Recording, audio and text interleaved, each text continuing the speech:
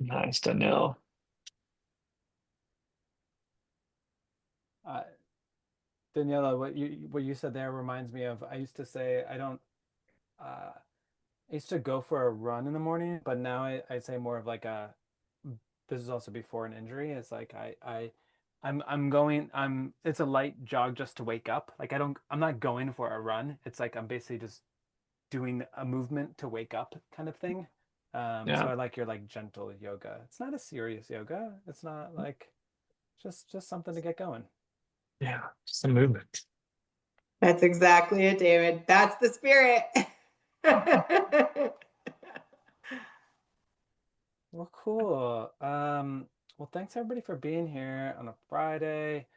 Um, and yeah, we're super excited to have Andrew Barry here with us. I've known Andrew for a couple of years, and always have learned so much from him. So honored to share some of his wisdom with you all. And I'm trying to get better at asking questions, so that's why I'm here. It's like how do and thankfully Andrew is here to share us with us the power of questions. So I'm going to turn it over to Andrew now, and yeah, take it away, Andrew. Thank you, my friend. And it's funny coming from a guy who's done like 1,000 podcast episodes that he wants to get better at asking questions. Like that just shows you who David is. He's always looking to get better and improve.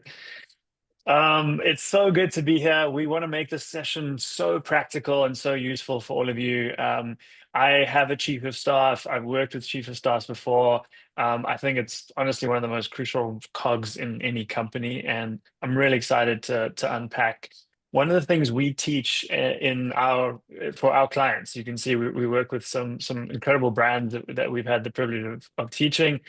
And this is one of the most popular sessions. So what I'm going to give you today is like a 45-minute masterclass in this skill set, which is useful for things like customer discovery, research, just building a better relationship network for you at the companies you work at. So let's dive right in.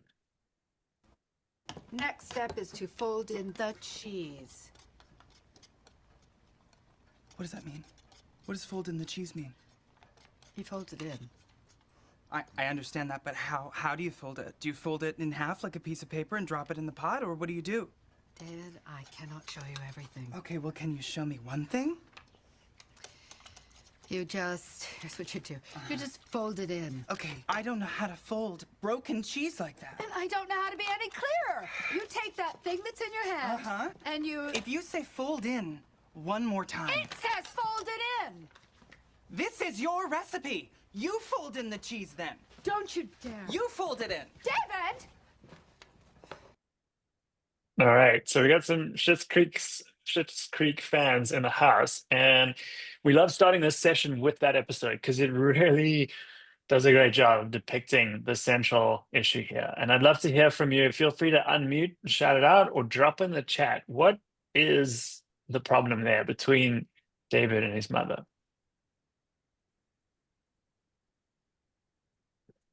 Well, she doesn't know what fold in the cheese means, and she is the one that should know what it means. So she Yeah, can't describe it to him. yeah, yeah. And David doesn't know what it means either. And that results in poor communication, Anna. That's 100% right. Yeah, anybody else got another take on that? Yeah, different understanding of the same thing. Yeah. Yeah, every meeting I attend. Exactly. All right. We like to call this perspective gaps, right? There's a huge gap in perspective there between what folding in the cheese means for each of them. So today we want to unpack what this is, perspective gaps. Focusing on this is the journey we're going to follow for the next 45 minutes or 40 minutes. The chief of staff dilemma. So really kind of focusing in on one of the biggest pain points we perceive in this role, zooming out to talk about perspective gaps and the importance of perspective, zooming back in onto perspective gaps, and then introducing the tool that we're going to cover called narrative dialogue. And at the end of this, we're going to give you a little resource that you'll get in an email from David that helps you kind of remember some of the stuff we covered today. So what I want from you all is just like immerse yourself in this session as much as possible. Put your camera on if you can. You're going to go into breakouts at the end of the session for 10 minutes with a partner, and you're going to get to practice this. There's no need to take notes, right? So it's an opportunity to really just kind of immerse yourself in the tool. And then I'll take some questions at the end. Actually, I'll take questions throughout, by the way. So if you have anything you want to stop on, let me know. Okay, so let's talk about one of the dilemmas and one of the biggest pain points you might have as a chief of staff. Has anybody ever done a pitch or a presentation or some kind of meeting like this where you get these kind of looks? I mean, I definitely have. Yeah, I see David's putting his hand up. I feel like we've all at some point experienced something like this. And when that happens, right, everyone's zoned out, they're not paying attention. You get you can quickly start to become seen as, talking about perspectives, right? A perception can become that you're just an order taker, right? This person doesn't know anything strategic, is not offering any strategic value. They're an order taker. And we work with experienced individual contributors at tech companies, and it's a common problem in that population as well. And we've diagnosed kind of three components to that problem. One is you didn't uncover what your stakeholders care about, right? So you might have the best idea possible, but if you haven't figured out what the people you're talking to actually care about, you may completely miss the mark when presenting. You didn't have a clear point of view on the solution you presented. Some people, I know early in my career, defaulted to this very linear, like, here's everything I know in the order that I discovered it. And, now why don't you understand it, right? So developing a clear point of view is very important. And finally, maybe you've done all those things really well, but you haven't framed your idea in a way that made it matter to the people you're talking to. Okay, so those are the three things, right? Not understanding what the others care about, not developing a clear point of view, and then not framing your idea in a way that matters. What we're going to talk about today, and what these three things all help you do, is pitch ideas that land. Now that might be a presentation, like I said, a pitch. You might be selling an idea. You might just be trying to get people aligned to do something, right? And so whatever that idea might be for you, what we're going to unpack today is how to pitch them in a way that lands. Okay, for us, we have a framework to do this, and it's three components which map to the three things we just talked about. It's called seek, sense, and share. Okay, so seek is about going from having one piece of the puzzle to being able to see the bigger picture. Right? Sense is from having scattered thinking all over the place to having a clear point of view. And share is about going from getting no response or no reaction, like the Zoom picture we saw earlier, to inspiring people to take action. Now, I wish I could I could go through all of this with all of you. We typically do this in 6 to 8 weeks with companies. Today, we're going to focus in on the first part of this, the seek part. And you have to be able to do this well to be able to do the other steps well. Okay, so this is really foundational. And to do that, we're going to talk about a tool that involves what we call how-what questions. I'm going to come back to this, and loops for understanding.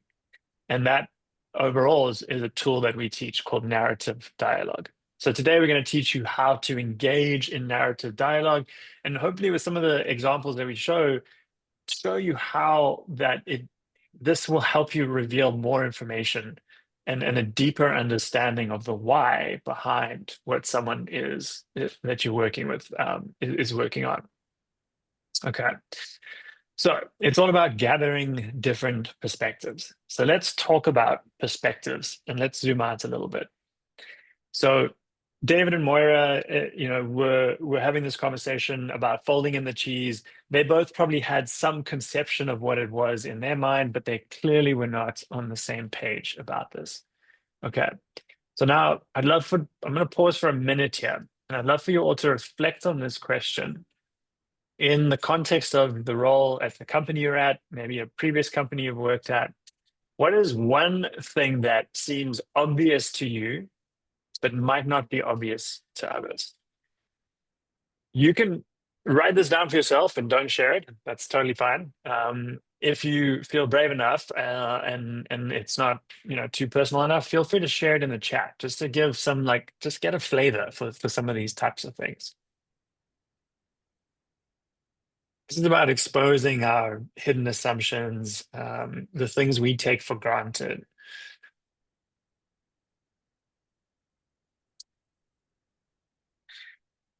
Like, I know, for example, David probably takes for granted the ability to be, oh, there you go. So, yeah, sending a cold email is a good one. That's actually, yeah, I know you did a session on that. Um, Matthew, fantastic. Let's bookmark Matthew's comment. I literally have a slide on that a little bit later. Yeah, but that's a really important point. Yeah. What were you gonna Okay. say there, Andrew? That felt like I was getting free About feed, you. free compliment there, free feedback. Yeah. No, I was going to say about going back to your point about asking better questions. I think, and it's like maybe it's like an unknown for you, but I think from listening to your podcast and attending it live in person, like you actually have, like, I think it is obvious to you how to bring out really interesting insights in people. And it's not a common toolkit at all. So I think, yeah, I think you might, a lot of what we talk about today might resonate for you. Um, let's see some of the others here. So sending out an agenda and materials before a meeting. Yeah, Jessica, like, why is that not standard practice? Um, yeah, my questions are me challenging you. Stacy, that's very self-aware. I like that. Daniela, reach out to people how they, I've lost your comment now, how they like to be communicated. Yep. Yeah, that's very much what we're going to be talking about today. Um, loudest person in the room. I mean, these are great. We should keep all of these. Like, this is a little resource kit here. These are Seth Godin level like insights, right? To his 65 things that he remembers, notes to himself. Okay, this is really great. Hopefully that gave you a flavor there. Like, we all have these things that we just take for granted. Yeah, nice one. That I literally am sharing that in my newsletter this weekend. Okay, so we all have these things, right? Um, gathering perspectives helps you do a few really important things. It helps you uncover what really matters to the person. What they tell you right away is not, it's just the surface level, right? There's a lot more that goes on underneath that. It helps you align to business priorities. If you do this well and you talk to different stakeholders and different functions, you get a much better sense of what really is happening at a company. Um, you build a shared understanding, right? Because this dialogue, and that's an important word that we use there. This is very much a back and forth. Every conversation you have is about an exchange of ideas and building that shared understanding, and then building trust early. I'm going to come back to this point a little bit later as well, but this is so, so important to do this before you need someone, before you need them to do something for you. Okay. So today, our objective is simple. What I want to leave you for you all to be able to leave with is a tool to learn how to shift to leading strategic conversations by first uncovering what truly matters for your stakeholders. Okay. So let's talk about perspective gaps. All right. I'm going to hold this up for about 30 seconds. I want you to see what you can see. Just take note of what you can see and then paste it in the chat. And I'm gonna literally do it for another 25 seconds. Okay, so just take note of what you can see in this picture and then start typing in the chat. And you got 10 more seconds.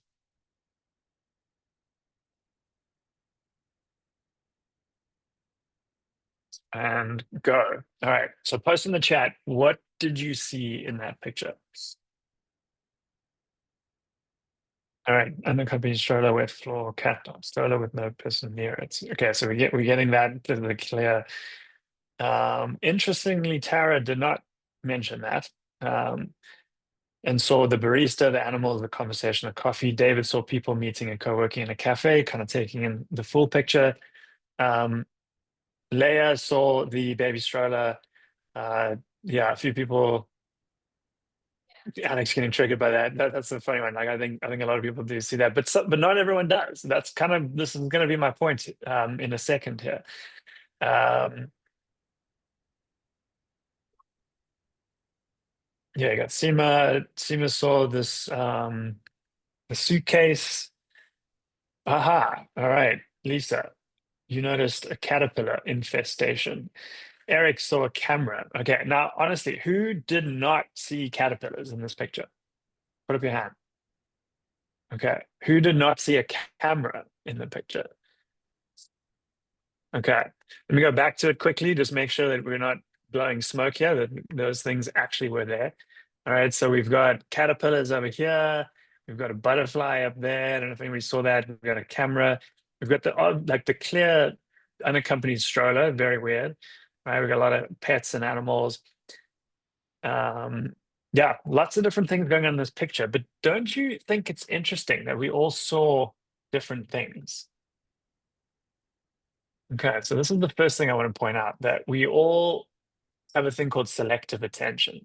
Okay, and it's not random. We don't just walk around as a happy accident seeing things, our attention is intentionally filtered by things like our expectations, our goals, our fears, right? Like our view on the world. Okay. And if we have to do this because our brains could not possibly take in all of the stimuli around us. Okay. So yeah, I'm looking at 9 different people here. We got 40 something people on this call. Everyone here is seeing, there's overlap, obviously, but we're all seeing the world a little differently. Okay, that's the first point. We all have different puzzle pieces, another way to put it. Okay. Now, why did you notice the thing you noticed? So I'm going to ask you to reflect a little bit on what you saw. Now that you know that you saw things that maybe not that others didn't see, who would like to venture a guess as to why they saw and why their eyes were drawn and their brain was drawn to the things that they saw?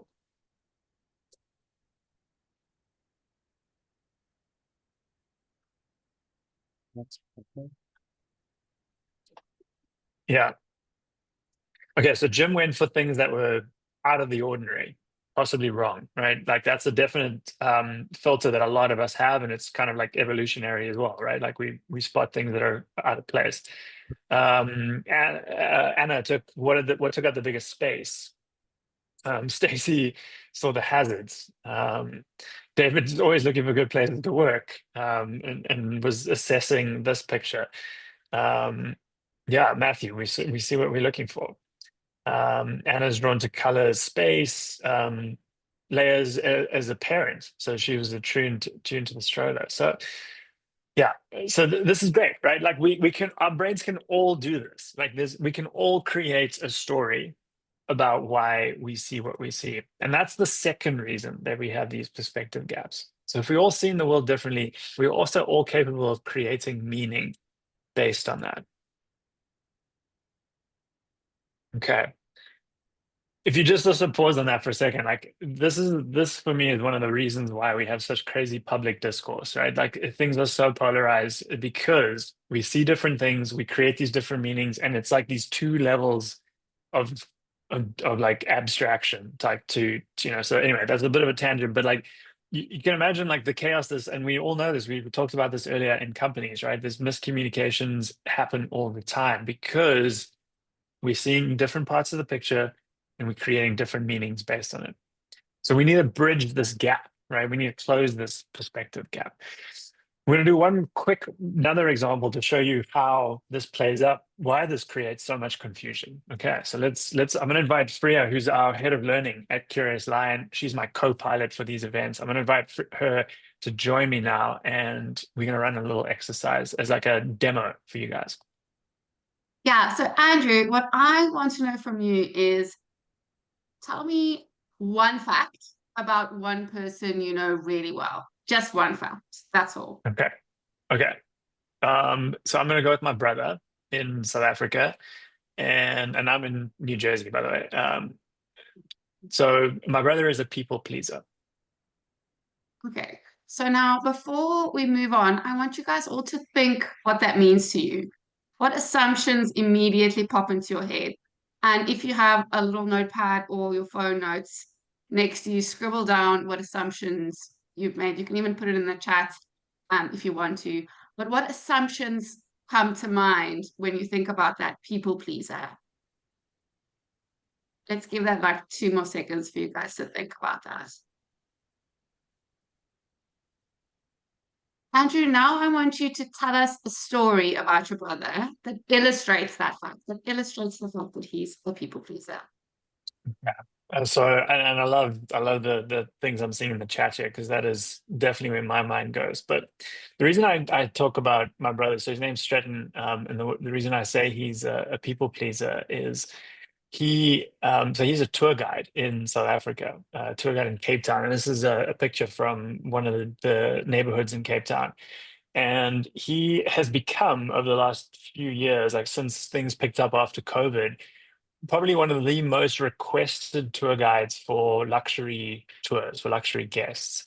And the reason is he goes to exceptional lengths to personalize the tours that he runs. And we saw this firsthand. We took our team out to South Africa. We all met up there. I don't know, I can't even remember now, 3, 4 years ago.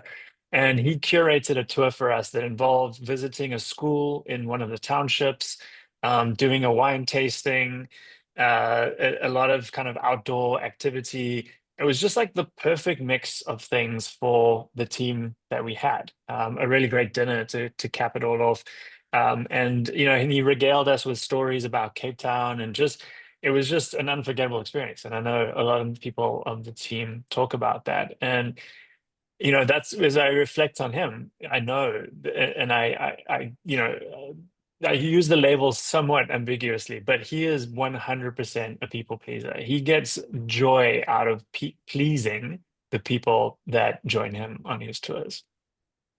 Yeah, that's such a great story, Andrew. I remember that tour like it was yesterday. It was so, so special to see him in his element like that. So, having heard the story that Andrew told you guys about his brother, has your opinion or your assumptions that you made early on, has that changed? And you can just say yes or a no if you want. Mm, Yeah, I yeah, think it's a yeah, resounding yes. yeah. So it's an intentionally, as I said, intentionally ambiguous example to show you how easy it is for us to jump to conclusions when we're dealing with very limited information. All right. And to try and, well, actually, let me get into kind of a little bit of the science. I'm going to do one slide, I promise, on the science behind this, but I geek out on this stuff. There is a research team and a professor at Ohio State. His name is Angus Fletcher. If anybody wants to go a little bit deeper, he's just got a book that came out last month. And what they showed is that we have these like two modes of thinking, right? And we've sort of evolved one of them more recently than the other. One of these is also a default mode of thinking. I'm going to ask you afterwards which one you think it is. But we have a logical mode of thinking, which is very abstract, generic, and it's useful for like labeling, organizing, categorizing things. And then what we have and what his book and his research is about is a narrative way of processing information, which is specific and detailed. It's nuanced. Yeah, primal intelligence, that's the one. Nuanced, flexible. And what this type of communication is best used for is conveying meaning. Okay. Which one do you think is our default?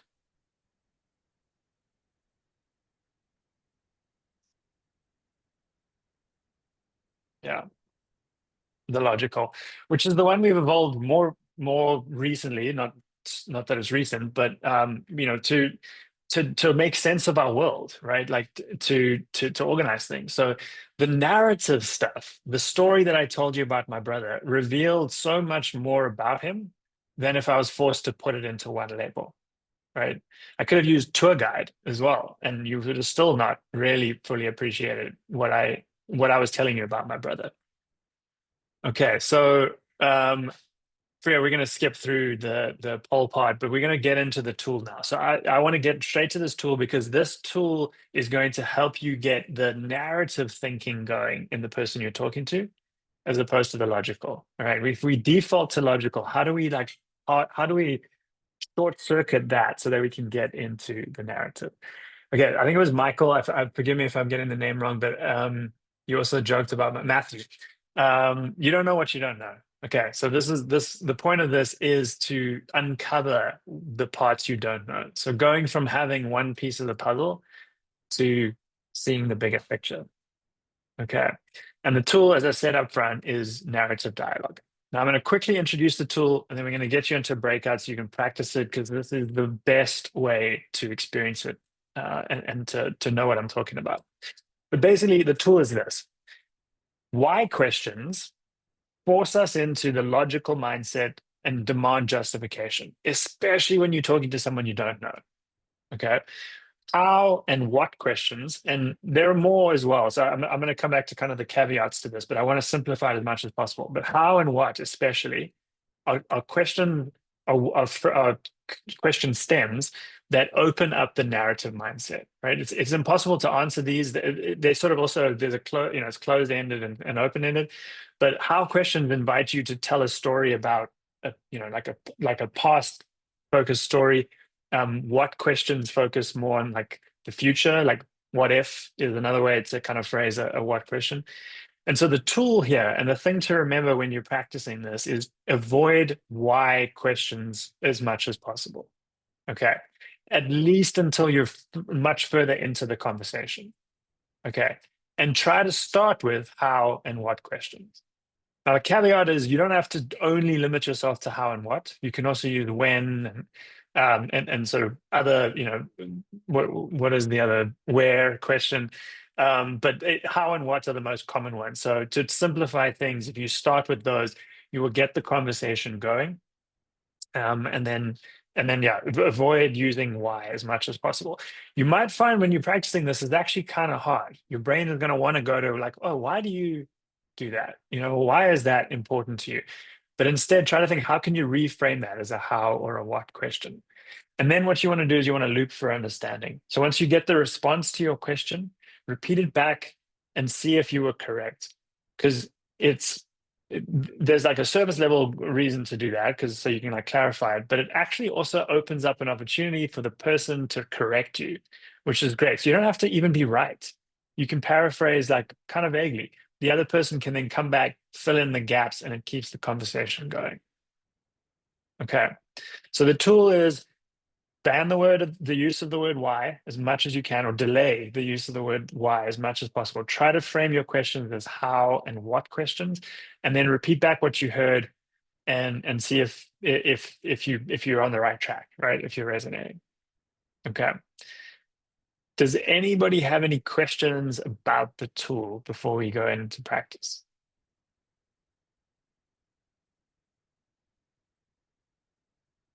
Awesome. All right. So we're going to go into a breakout now. I think what we're going to do this is 4 minutes each, because I want to come back and be able to debrief a bit. You're going to go into a breakout, and you're going to take turns to play two different roles. So the partner number one, you're going to share a hobby or an activity that you enjoy. Partner number two is going to practice using the tool. And what you want to do is to try get to the deeper why behind why this person does this thing. Okay. And you get bonus points if you can like say something like, oh, I think you like to bake because, and some reason that they are surprised at and go, yeah, oh wow, that is exactly why I like to do that thing. Okay. And then we're going to switch roles, and you're going to play the opposite. Okay. Does anybody have any questions about the activity? Okay. David, how are we looking for breakouts? Just created them, and people should be able to go into them now. All right. I'll see you all in 8 minutes.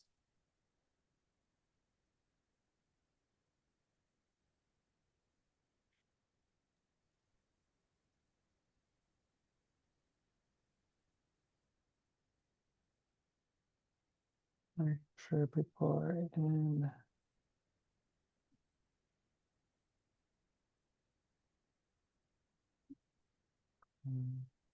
Hi, sorry, my laptop crashed, but would love to be thrown into a breakout room. I just came back in. Ronan, how about gently Gently escort into transition? Throw me in Right. there. Yeah, no. Welcome back. By the way, I mean, I've noticed how honest you are with recording. I often forget that. I had a client once and they were like I forgot to turn it back on. So I had like 10 minutes of an hour-long meeting and I was like, I don't have a recording to share with you anymore. Sucks. Trying to end on a high note here. Yeah. All right. Welcome Thanks back. for Welcome coaching back. now. Um, while we wait, I mean, let's get into some of it. So Jim and Anna, you guys came back first. I'm going to invite you to answer this question. You don't have to, but did you learn anything new about, and I also fully appreciate you didn't have a lot of time to do this. Some of these conversations probably felt a little abrupt, but did either of you learn more about your deeper why that you'd like to share? And I'll just open that up to anybody. Anybody can come in and join in that. So this is from the person. So when you shared your activity or hobby, did any of you walk out of this conversation with a better understanding of why you do that thing?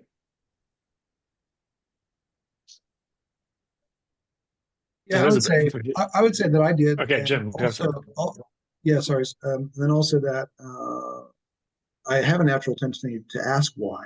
So it was interesting to intentionally not to Yeah, use questions that are normal for me.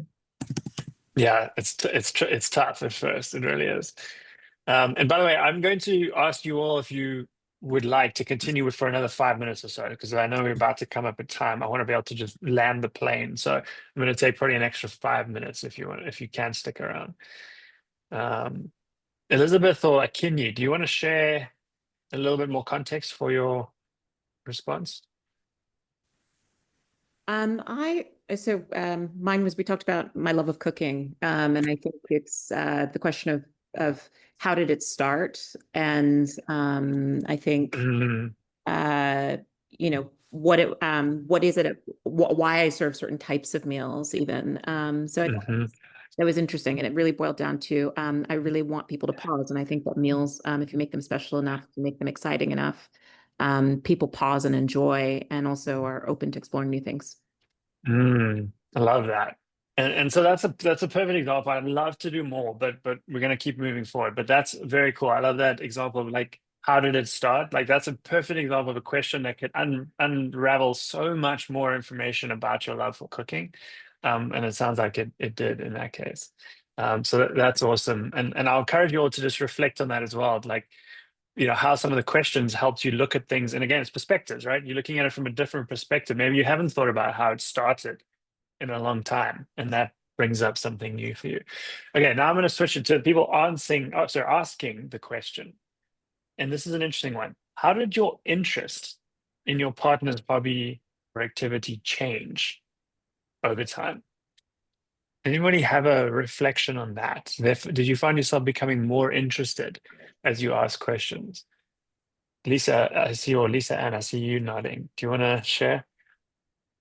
Well, I think it was a two-way. So more interested in asking questions, but then the other person, right, is freer in sharing additional information without needing to be asked. So Mm, it's the dialogue yeah, so kicking it in there. Yeah. enhanced, it went to the next level. Yeah, I love that. I love that. Okay, and Lisa Ann and then Seema. Yeah, I chatted with my partner who had specifically chosen a sport because they were looking to increase representation in that sport. And the idea of like how we choose how we spend our time as a reflection of representation, and then that they were able to bring more of their community into the sport. Mhm, I just thought it was like it was a fascinating way to think about how we spend our time and what lights us mhm, up, and just like made me so much more curious to get to know this person. mhm. Yeah. Yeah, that's awesome. I love that. And you may not have had any interest in the sport to begin with. It was That's not great. on All my radar. Yeah, yeah, there you go. There you go. So what I want to get at here is like asking questions in this way can actually generate curiosity. I really believe that. I think it gets you more curious about the things. Seema, do you want to share? Yeah, so my partner was Lisa Ann, and so I wanted to she has been quilting for 10 years and making other things as well. But as we got into the conversation and kind of reflected, and as I was thinking about as she was talking through, I was thinking about the analogy of a like a musical artist and how, especially Taylor Swift in the news right now, and how her Hmm. life is documented through her music and Hmm. how with Lisa Ann, her quilts are also kind of documenting points of That's cool. life. And so I thought that was a Yeah, like shift on, versus a object versus like the whole story behind it. what it means. Yeah, I love that. So, okay, again, I'd love to get more and more into this, but I hope you got a flavor here for what's possible by asking questions in this way and opening up. Going back to what we said earlier, right? We all see the world differently, and we all create this meaning. Our brains can do that easily, and so asking questions in this way, you're kind of. I always think of like especially if you apply this to work context, you've got this problem space, and you want to look at the problem space from as many different perspectives as possible.